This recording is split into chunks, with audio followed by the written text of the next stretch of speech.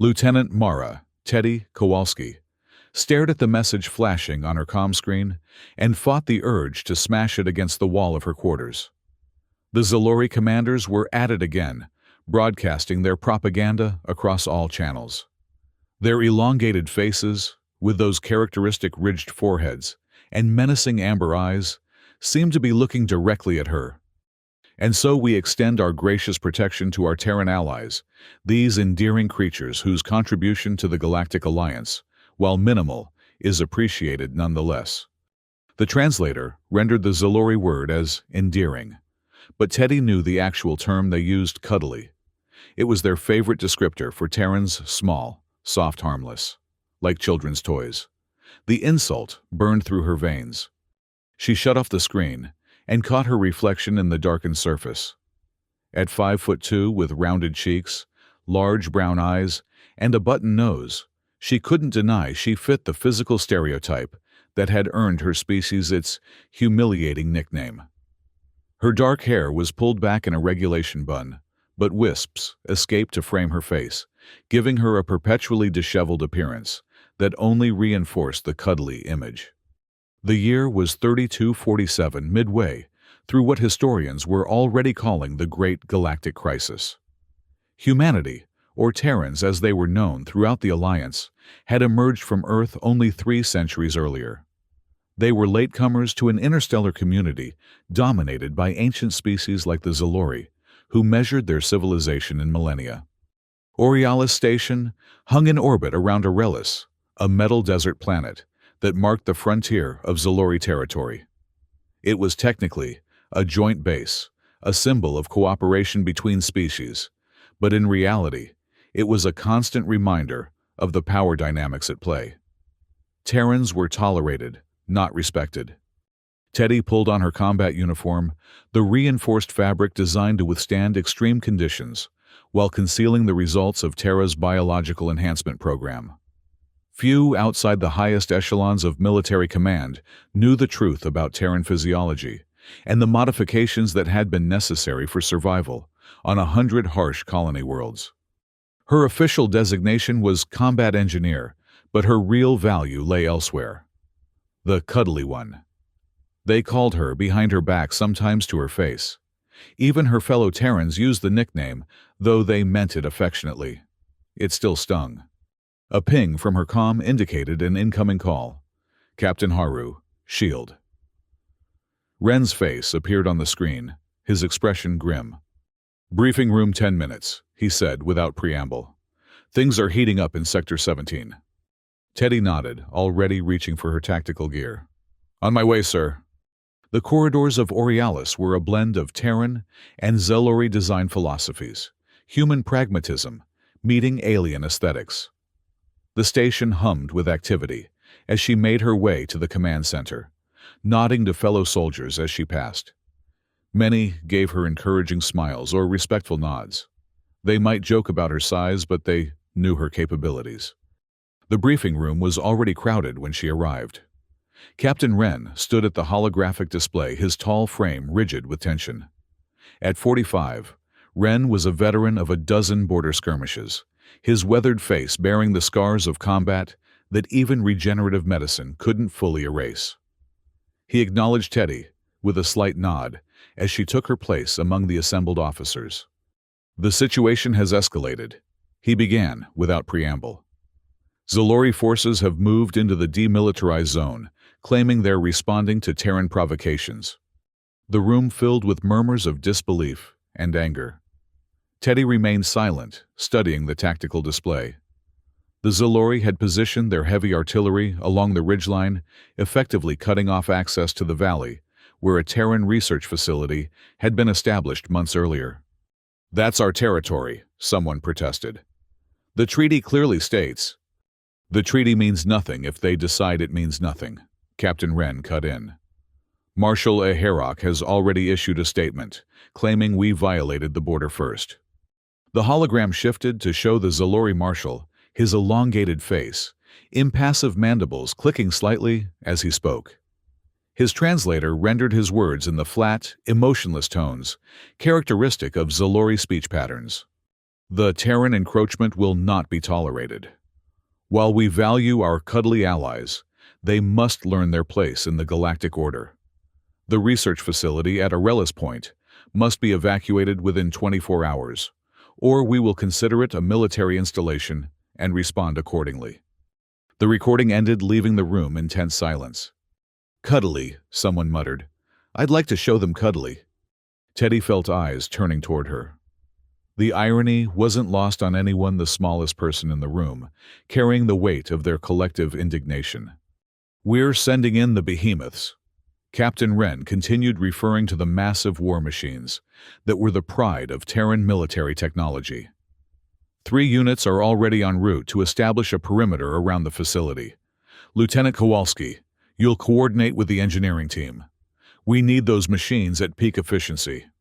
"Yes, sir," Teddy responded, already mentally cataloging the preparations needed. The behemoths were temperamental at the best of times, and the metal dust storms of Arelis were notorious for wreaking havoc on mechanical systems. One more thing," Wren added, his gaze sweeping the room.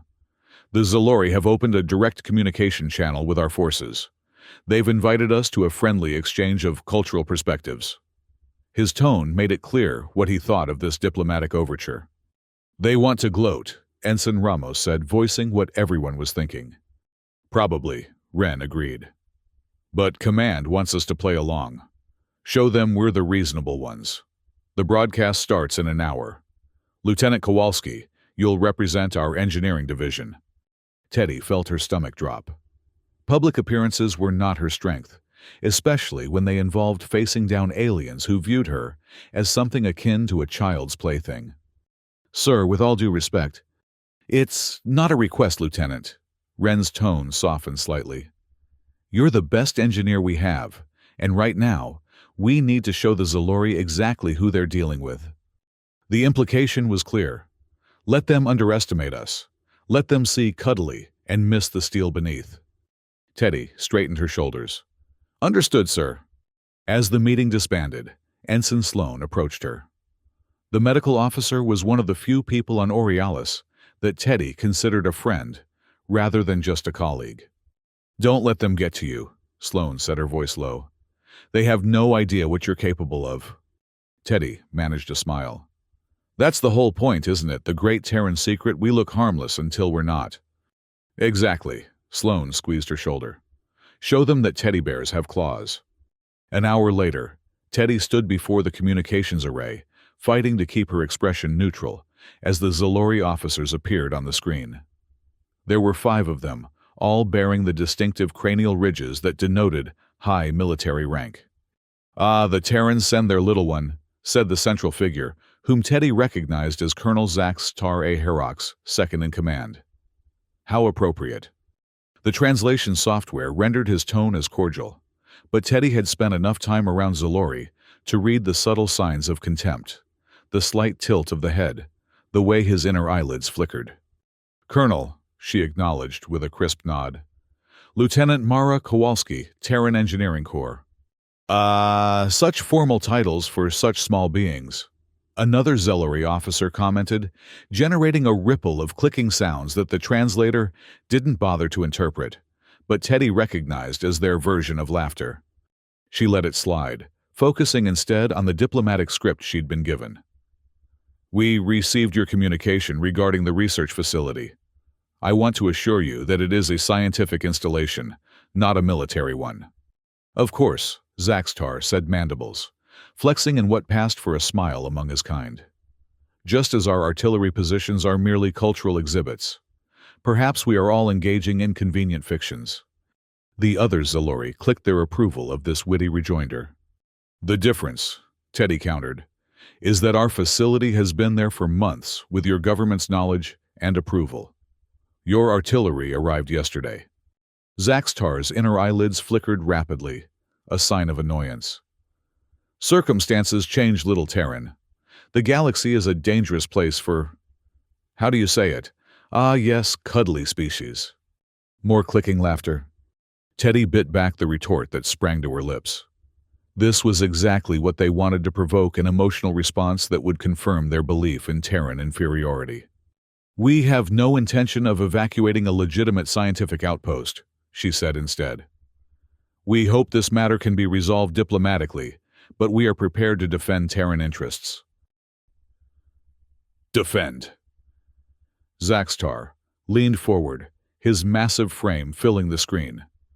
"With what your toy soldiers and miniature weapons, perhaps you will unleash your fearsome behemoths upon us." The way he said it, the dismissive tone, the subtle emphasis on behemoths, told Teddy everything she needed to know. The Zalori had intelligence on the war machines, and weren't impressed.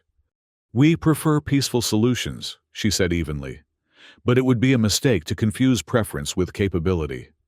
Something in her tone must have registered because Zaxtar's expression shifted subtly. "We shall see," he said after a moment. "The Terran propensity for overestimation is well documented. 24 hours, Lieutenant. After that, we will resolve this matter our way." The screen went dark before Teddy could respond. She stood there for a long moment, hands clenched at her sides, breathing deeply to control the anger coursing through her.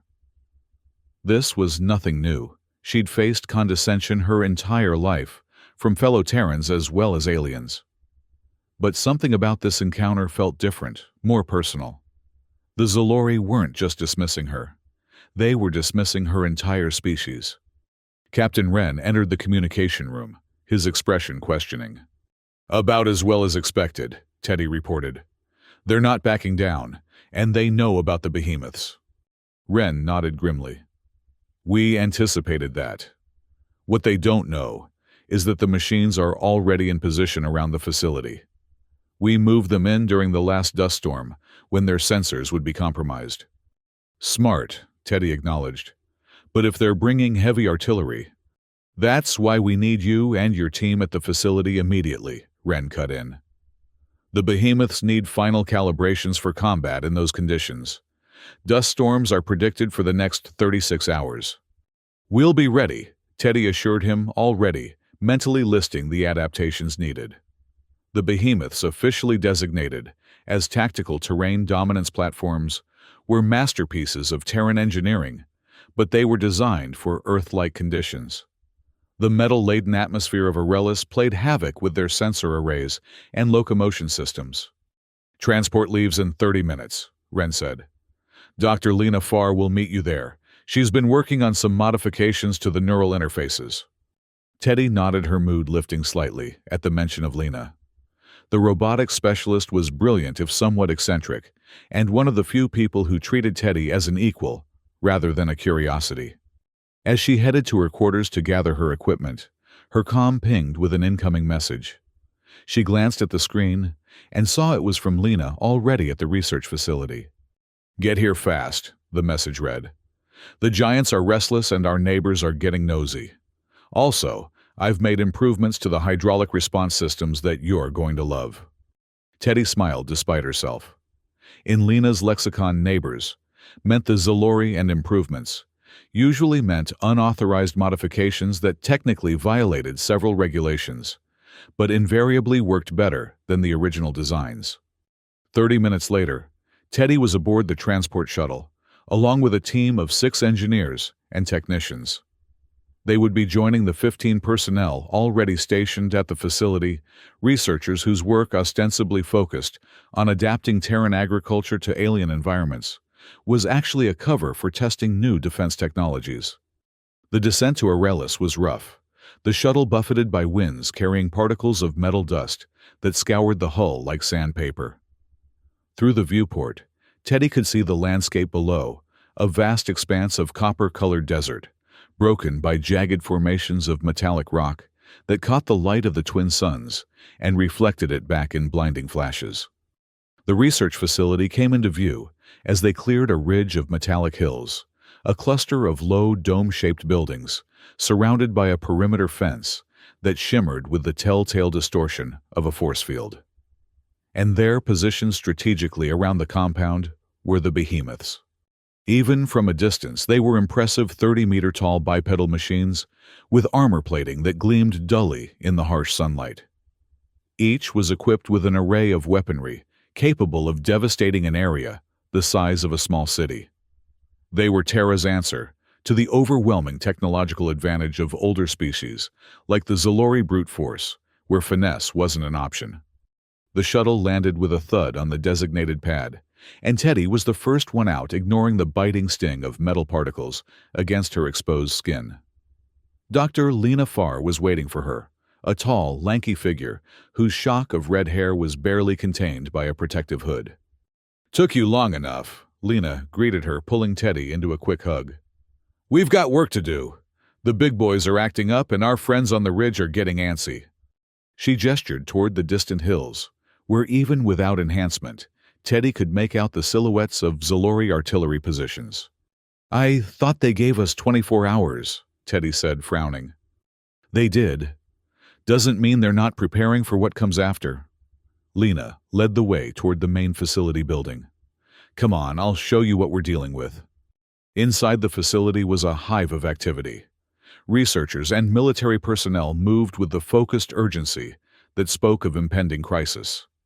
Lena led Teddy to a control room where holographic displays showed real-time data from the Behemoth's systems.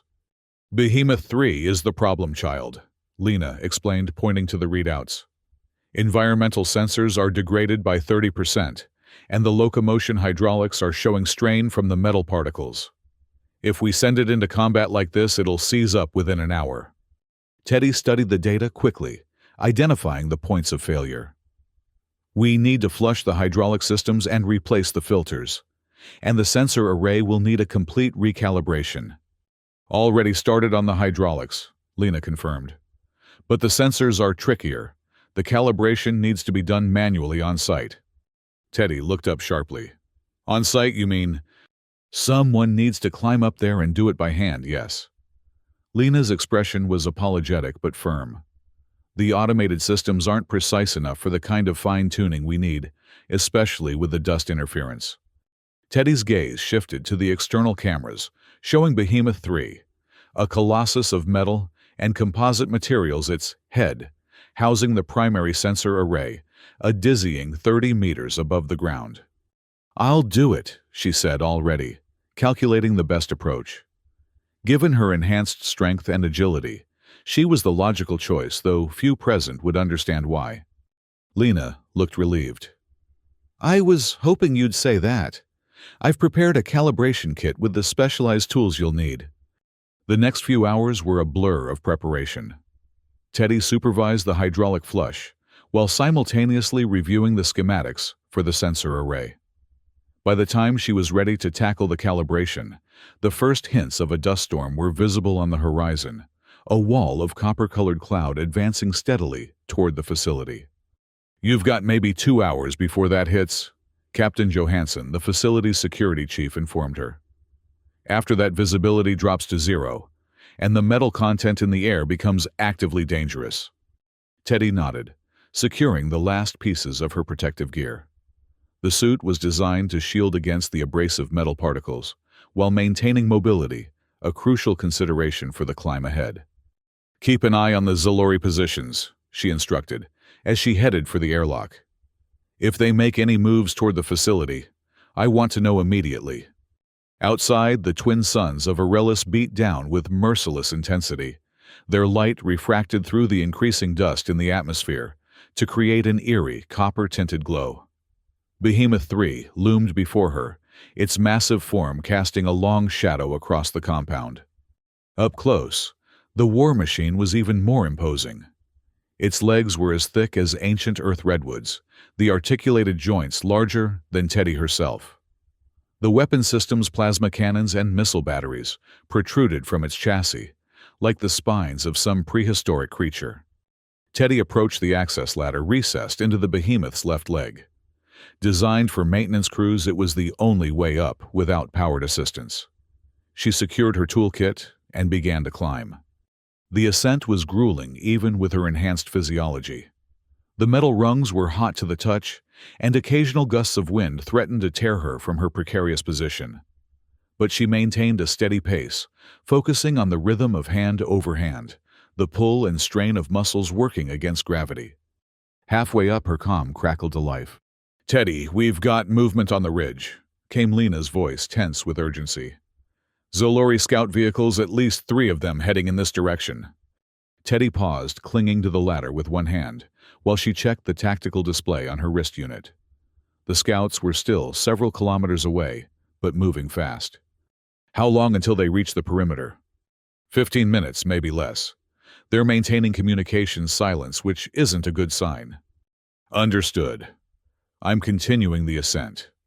Have defensive positions ready, but don't engage unless they cross the boundary line. We don't want to give them an excuse. She resumed climbing with renewed urgency. The wind was picking up, carrying the first traces of metal dust that stung her exposed skin like tiny needles. Above her, the sensor array was just visible, a complex arrangement of instruments and antennae at the crown of the machine. As she reached the upper chassis, the climb became more challenging. Here, the access points were designed for maintenance drones rather than human technicians.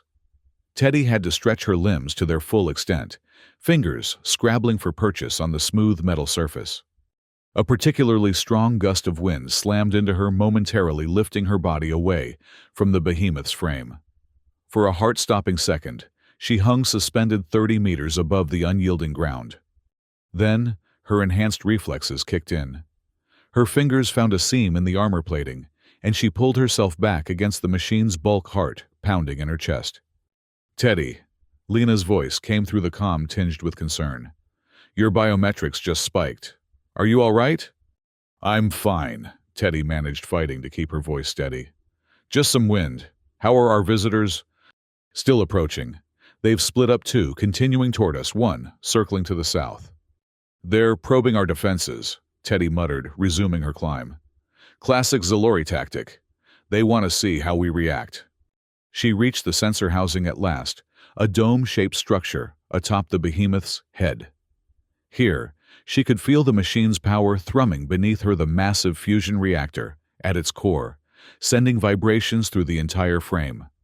Teddy secured herself with a tether and opened the access panel, revealing the intricate array of sensors and processing units inside. The damage was immediately apparent.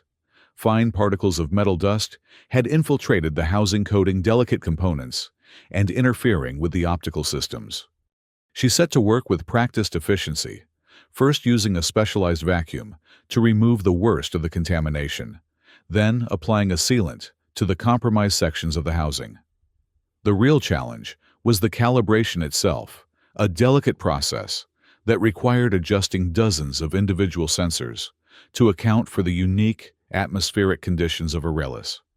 Teddy lost herself in the work, her fingers moving with precision despite the increasing wind and the awkward position. This was what she was trained for, what she was built for. The enhancements that made her stronger, faster, and more resilient than a baseline human also gave her extraordinary fine motor control when needed. She was so focused that she almost missed Lena's urgent call. "Teddy, the Zolori scouts have reached the perimeter. They're deploying something looks like sensor equipment." Teddy paused, glancing toward the ridge.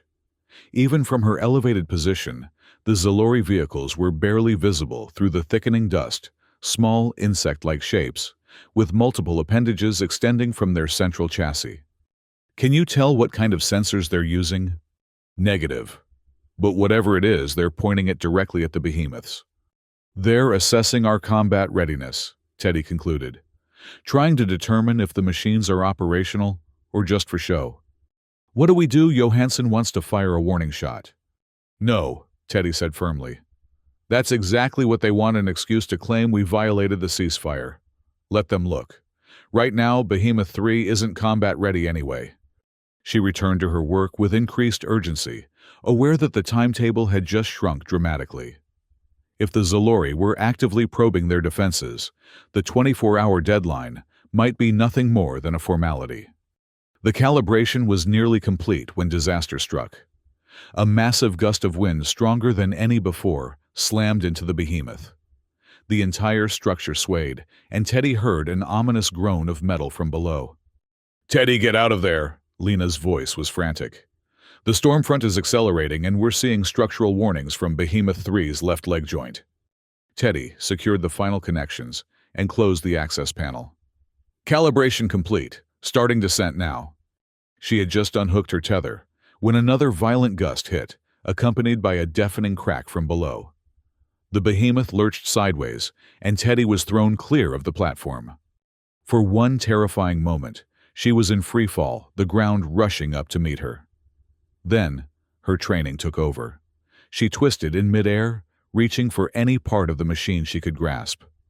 Her fingers caught an exposed strut, and she swung violently, slamming into the behemoth's side, with enough force to knock the breath from her lungs. Hanging precariously, she could see the source of the problem. The left leg joint, already weakened by metal dust infiltration, had partially buckled. The massive war machine was listing dangerously, its weight shifting onto the compromised structure. "Lena, the joint is failing," she shouted into her comm. "We need emergency stabilization. The automated systems are offline. The power surge from the structural shift knocked them out. Teddy, you need to get down from there now." Teddy looked down at the facility where personnel were rushing to evacuate the immediate area around the faltering behemoth. If the machine fell, it wouldn't just be a devastating loss of military hardware. It could destroy half the research compound and kill dozens. And in the distance, the Zalori scouts watched, no doubt recording everything. In that moment, Teddy made a decision that she knew would change everything. "I'm going to stabilize it manually," she said into the comm. "What? That's impossible. Even with a power suit, you couldn't." "Trust me," Teddy cut her off.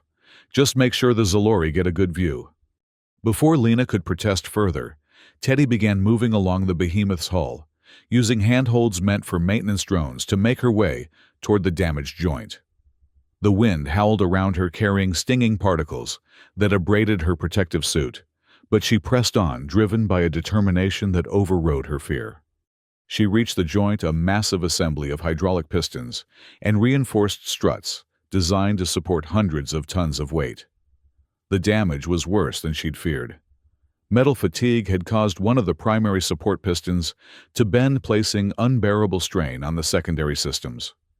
The behemoth groaned again, shifting further. Teddy heard shouts of alarm from below as personnel scrambled to clear the area. She took a deep breath, centering herself. What she was about to do would reveal Terra's most closely guarded secret, the full extent of the biological enhancements that had been developed over generations of genetic engineering and synthetic biology. Bracing herself against the behemoth's frame, Teddy reached for the bent piston. It was massive, a meter in diameter, and made of reinforced alloy designed to withstand battlefield conditions. Under normal circumstances, moving it would require heavy machinery. But Teddy wasn't normal. As she gripped the piston, she felt the familiar sensation of her body responding to crisis, the rush of synthetic adrenaline, the activation of dormant muscle fibers, the surge of power that was the birthright of all enhanced Terrans. With a grunt of effort, she pulled. The metal resisted, then gave with a screech of protest.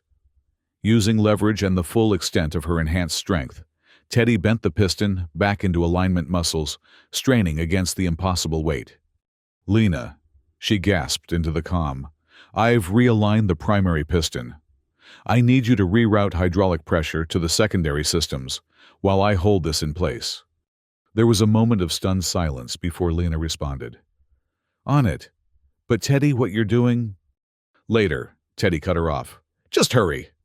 She could feel the behemoth settling as Lena worked from the control room, redistributing the machine's massive weight to take pressure off the damaged joint. But it wasn't enough. The secondary supports were beginning to buckle under the strain.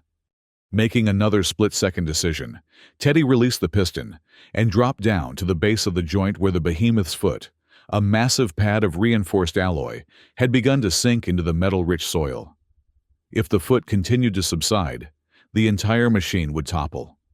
What she did next would be visible to everyone: the facility personnel, the surveillance cameras, and most significantly, the Zalori scouts watching from the perimeter. Bracing herself beneath the massive joint, Teddy placed her hands against the underside of the behemoth's foot and pushed upward. At first, nothing happened. The war machine's weight, hundreds of tons of metal and composite materials, was simply too great. Then, Teddy closed her eyes and focused, accessing the deepest reserves of her enhanced physiology.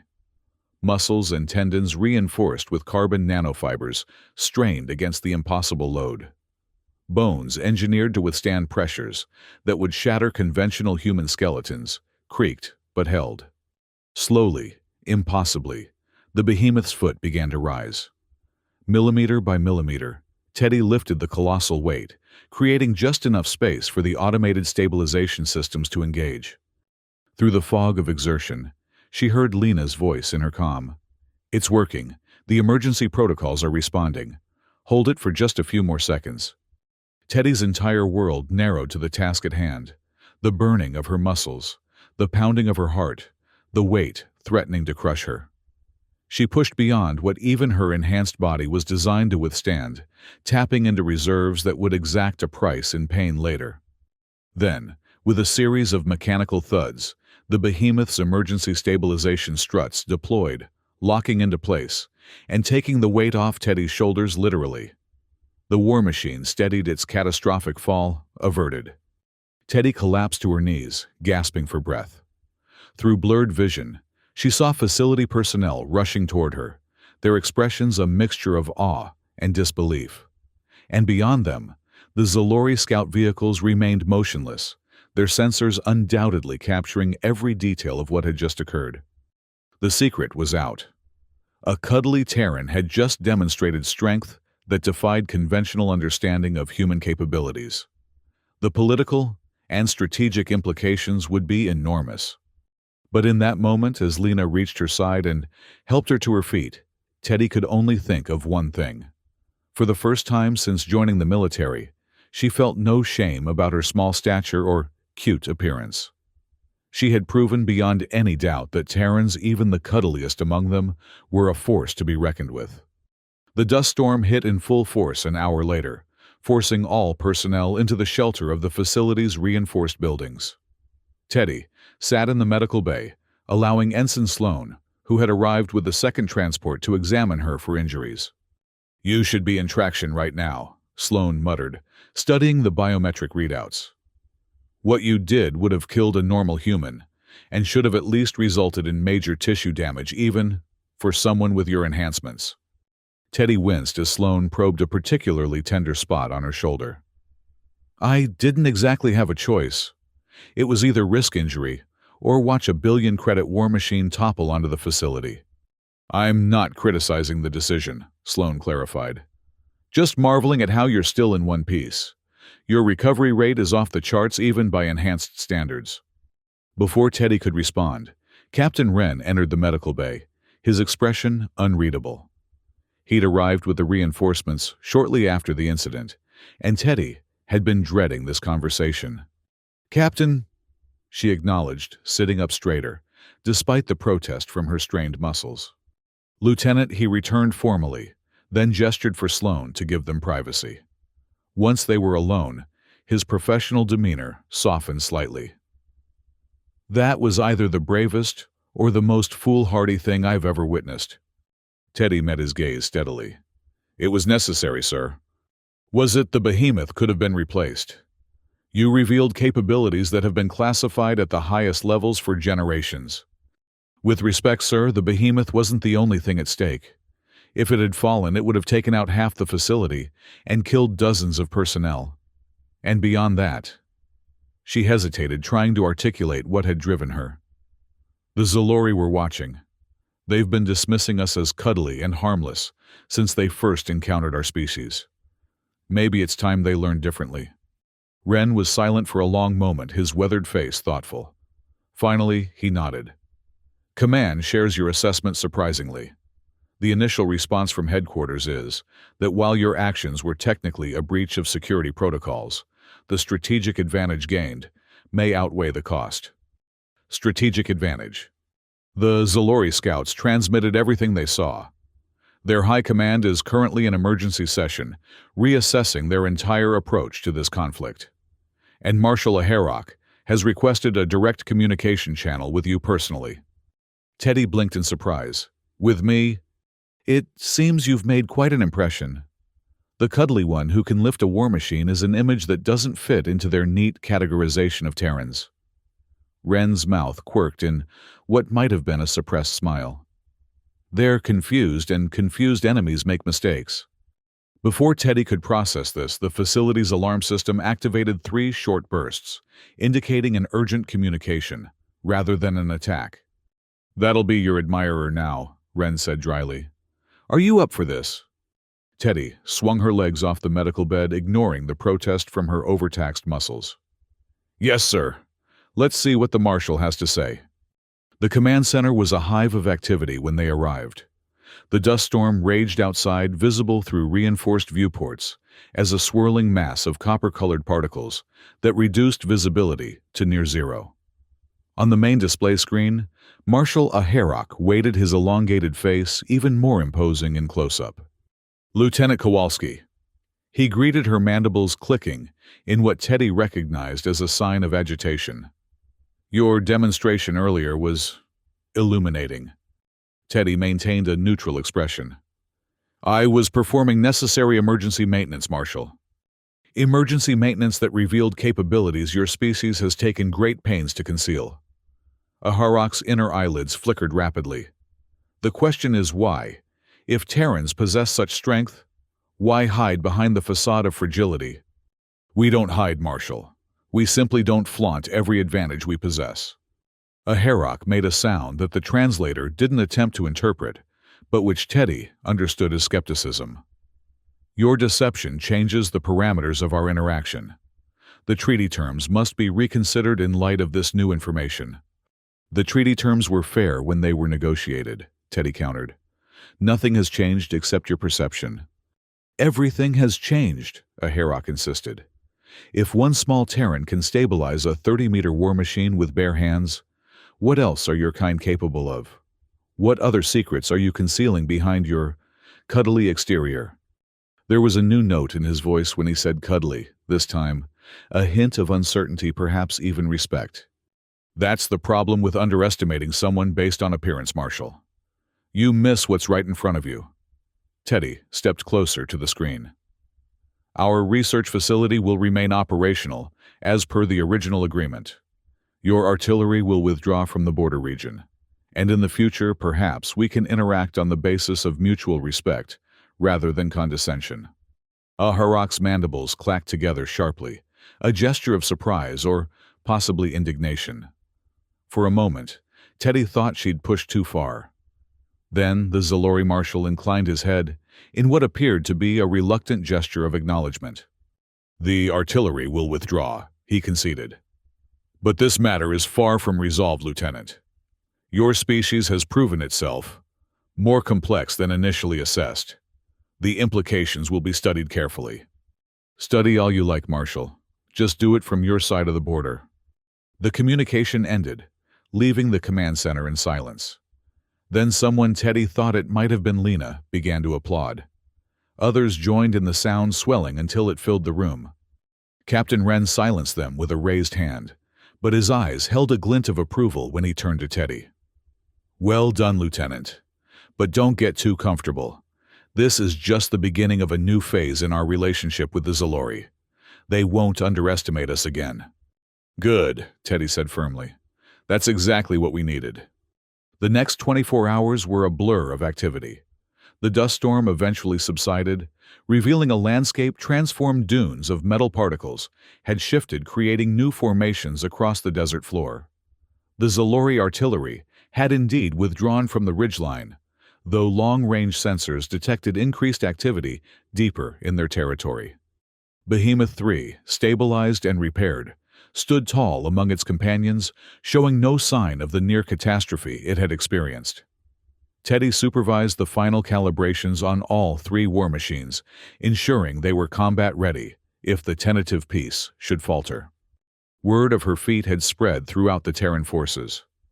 Personnel who had previously known her only as the Cuddly One now regarded her with a mixture of awe and newfound respect. It was a change she found both gratifying and uncomfortable. On the evening of the second day, as she stood on the facility's observation deck, watching the twin suns of Arillis set in a spectacular display of copper and gold. Lena joined her. Command sent a message, the robotics expert said without preamble. They're officially classifying your actions as authorized disclosure of enhanced capabilities in a crisis situation. No reprimand, no punishment. In fact, there's talk of a commendation. Teddy smiled faintly.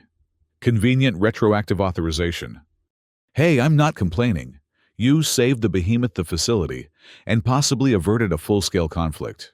Not bad for a day's work. They stood in companionable silence for a moment, watching as the first stars became visible in the darkening sky. Do you think it will make a difference? Teddy asked finally. In how they see us? Lena considered the question. The Zalori definitely. They respect strength above all else. You showed them that Terrans have strength they never suspected. But more importantly, she turned to face Teddy directly. You showed our own people what's possible. Do you know what they're calling you now? I'm afraid to ask. Iron Soul, Lena said with a grin. Not Cuddly anymore. Teddy laughed, the sound carrying across the quiet observation deck. Iron Soul. That's a bit dramatic, don't you think? Personally, I still prefer Teddy, Lena admitted. But you have to admit it has a nice ring to it. And it's certainly better than the alternative. Later that night, alone in her temporary quarters, Teddy reflected on the events that had brought her to this moment. From childhood, she had struggled with her appearance, the cute features that led others to underestimate her, the small stature that seemed at odds with the enhanced strength she possessed. She had spent years trying to overcome the perception of being cuddly, only to find that embracing it, allowing others to underestimate her, until the critical moment was perhaps the greatest advantage of all. The comm unit on her desk pinged, indicating an incoming message. It was from Captain Wren, brief, and to the point. Command is issuing new directives regarding the disclosure of enhanced capabilities. Your actions have initiated a strategic reassessment. Report to Oriala Station at 0800 tomorrow for full briefing. Well done, Iron Soul. Teddy smiled at the use of her new nickname. Perhaps it wasn't so dramatic after all. It captured something essential about what it meant to be Terran in this vast, ancient galaxy, outwardly soft, inwardly unyielding. She sent a simple acknowledgement, then prepared for sleep. Tomorrow would bring new challenges, new perceptions to navigate. The Zalori would be watching more carefully now, reassessing their cuddly allies, with newfound wariness. Good, she thought as she drifted toward sleep. Let them watch. Let them wonder what other secrets the Terrans might be hiding.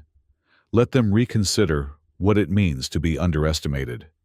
In a galaxy of ancient, powerful species, sometimes the greatest advantage was being overlooked until the moment you revealed your true strength. Iron Soul, she could live with that. 2 days later, Teddy stood at attention in the Grand Assembly Hall of Oriala Station, surrounded by representatives from a dozen species of the Galactic Alliance. The ceremony was ostensibly to formalize the new security arrangements for the research facility on Aurelis, but everyone present knew its true purpose to acknowledge the shift in power dynamics that had occurred. Marshal Aharak himself led the Zalori delegation, his towering frame dominating the raised platform at the front of the hall. Beside him stood Captain Wren, representing the Terran Military Command. Today marks a new understanding between our peoples.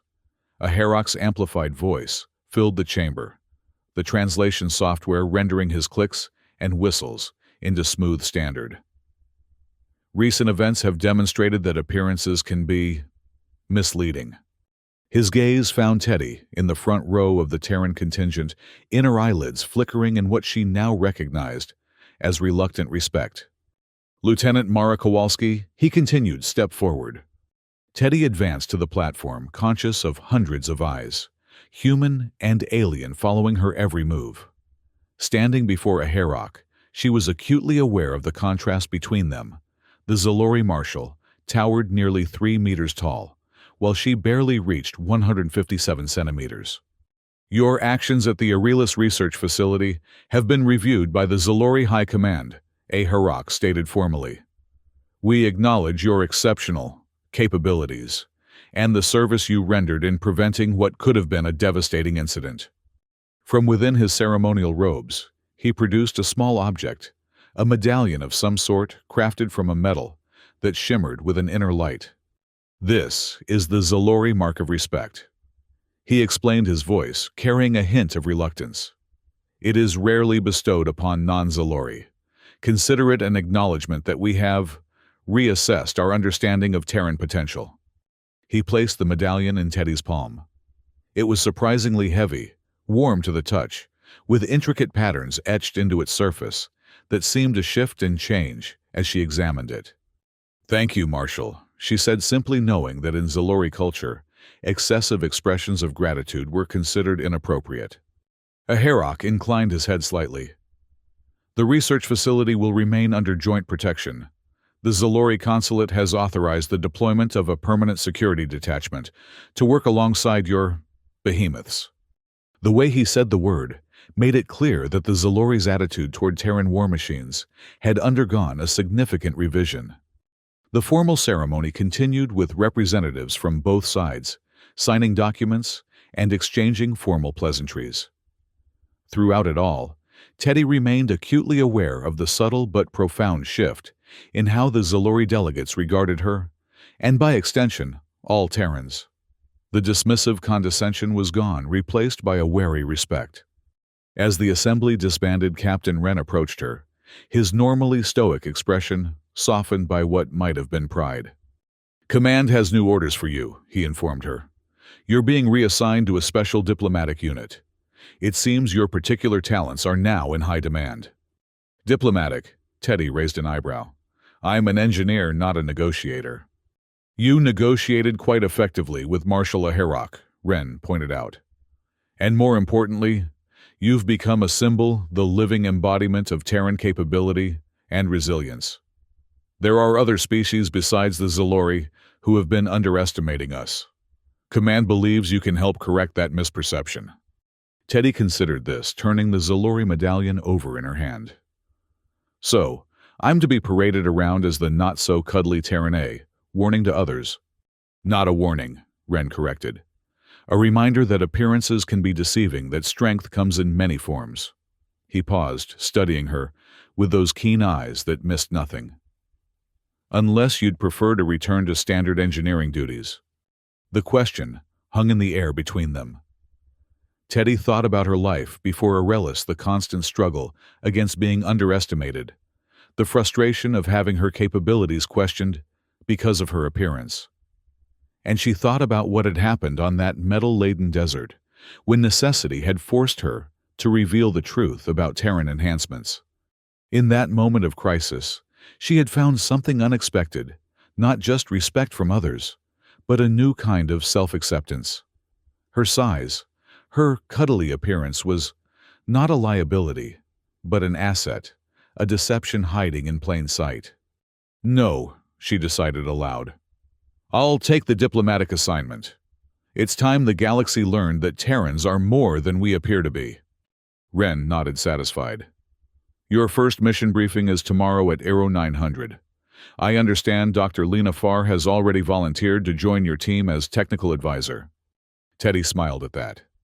Lena's presence would make the transition easier, a friend in what promised to be uncharted territory.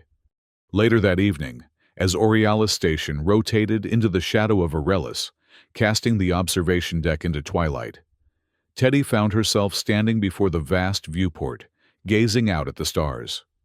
The Terran flag hung nearby, its blue and silver colors catching the light from the station's internal illumination. She was no longer just Lieutenant Kowalski, the engineer, who happened to be small and cute. She was Iron Soul, now a symbol, whether she had sought that role or not. The medallion Aherok had given her rested in her palm, its shifting patterns seeming to mirror her thoughts. In Zalori culture, she knew such tokens were more than mere decorations. They were promises, commitments to a new understanding between individuals or groups. As she watched the stars, Teddy made a silent promise of her own, to use her newfound status to protect not just her fellow Terrans, but all those who found themselves underestimated or dismissed. In a galaxy filled with ancient, powerful species, there were many who knew what it was like to be considered insignificant. The cuddly ones of the universe had more strength than anyone suspected. And Teddy Kowalski, with her deceptively small frame and extraordinary capabilities, would help them show it. Iron soul indeed.